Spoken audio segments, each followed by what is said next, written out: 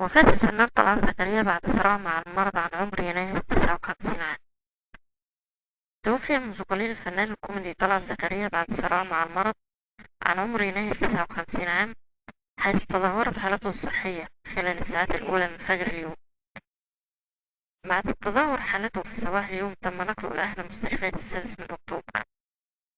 ولد الفنان طلعت زكريا في الإسكندرية عام 1960، وأصيب عام 2007 بالتهاب في إحدى شرايين المخ مما أدى إلى إصابته بغيبوبة، لكنه تعافى منها لاحقا.